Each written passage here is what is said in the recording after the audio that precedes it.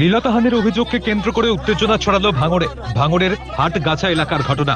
ঘটনাস্থলে কলকাতার leather complex থানার পুলিশকে ঘিরে বিক্ষোভ দেখায় গ্রামবাসীরা।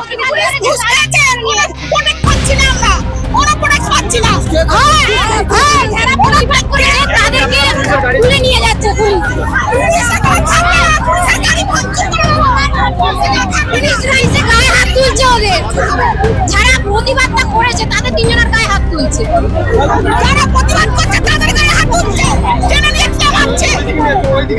10 বছরের এক নাবালিকাকে 45 বছরের এক মধ্যবয়স্ক গতকাল সকালে বাড়িতে ফুল দেওয়ার নাম করে ডেকে নিয়ে গিয়ে শ্লীলতাহানি করে বলে অভিযোগ ওঠে।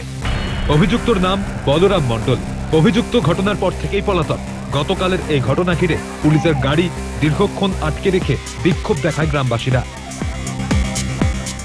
ফুল তুলতে গিয়েছিলাম, তারপরে আমার ফুল তোলা হয়ে গেছে, বাড়ি চলে আসবো, তখন হাত ধরে টেনে নিয়ে ঘরে গিয়ে আর বুকে টুকে হাত দিয়েছে, মুখে চুমু খেয়েছে, মুখে মুখ দিয়েছে, তারপরে দুটো ফুল নিয়ে বলছে বাড়ি চলে যাও।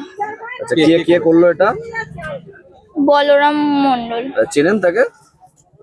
আমি অতটাও ভালো করে চিনি না। আচ্ছা, আপনাকে জোর করে এগুলো করেছে? হ্যাঁ। এর আগেও কি ডাকতো? হ্যাঁ, আর একবার রাস্তায় করেছিল, রাস্তায় হাত ধরে চলে গেছে। বাড়ি বা এলাকায় কাউকে জানিয়েছেন? হ্যাঁ, আগে ঘটেছিল একবার, ও তো ভয়ে এসে বলেনি বাড়িতে, রাস্তার মধ্যে নাকি হাত ধরেছিল। এখন মেয়ে আমার কাছে বলছে যে আমার আরেকবার এরকম হাত ধরেছিল, ওর শাস্তি চাই।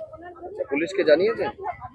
পুলিশকে জানানো হয়েছে একরকম, আর এখনো জানানো হয়নি। পুলিশ এসছে আমাদের এখানে। আপনারা এখন কি চাইছেন? আমি ওরা শাস্তি চাই। পুলিশ বলছে ঘরের মেয়েকে সামনে রাখতে পারেন না, এটা কি ধরনের অসভ্যতামির মতো কথা?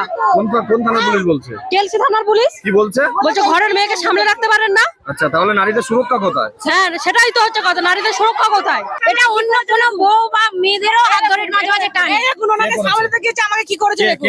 বলরাম কি করেছে? এই দেখুন হাত ধরে দিয়েছে। না ঘটেনি, কিন্তু আমি ওখানে মারামারিতে আমাকে হাত দিয়েছে।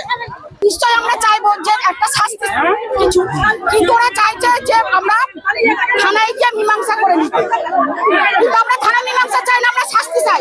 পাড়া ছেলেরা ওর বাড়ি একটু হামলা করেছে, সেই কারণে কি হয়েছে, পুলিশ আসল আসামিকে না নিয়ে পাড়ার ভালো ছেলেদেরকে নিয়ে যাচ্ছে ভাই, এবং তার জন্যই আমরা প্রতিবাদ করেছি যে একটা ন্যায় বিচার পেল না, পাড়ার ভালো ছেলেদের কি জন্য নিয়ে যাবে।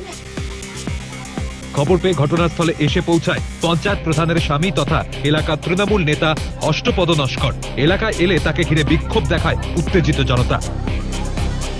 একটা বাচ্চা মেয়েকে নিয়ে একটা সমস্যা হয়েছে। এখন মেয়েটা এ পর্যন্ত আমাদের এখানে এসে পৌঁছায়নি বা তার কথা আমি শুনিনি, কিন্তু অপরাধী যদি কেউ করে থাকে, অপরাধী করলে তার শাস্তি পেতেই হবে। অপরাধীর কোনো কালা রং নেই। যদি কেউ অপরাধী করে থাকে তাকে শাস্তি দাবি করছি। আপনি এসছেন, আপনাকে বিক্ষোভ দেখাচ্ছে, আপনাকে ঘিরে পুলিশকে দীর্ঘক্ষণ আটকে রেখে দিয়েছে পুলিশের গাড়ি, কি বলবেন? সাধারণ মানুষ তারা বিচার দাবি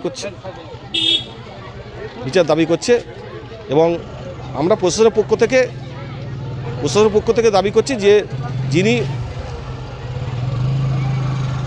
জানার প্রতিটা হয়েছে তিনি কোনো অভিযোগ জমা না দিলে থানা স্টেটমেন্টটা কী করবে? অভিযোগ সভা বসেছিল, একটা টাকারও রফা হয়েছে বলে দাবি করছে। সেটা আমার জানি, যেহেতু আমি এই অঞ্চলের প্রধান, আমি এটা শুনিনি বা জানিও নি, ঠিক আছে, এটা আমি শুনিনি বা আমি সেখানে ছিলামও না, জানি না।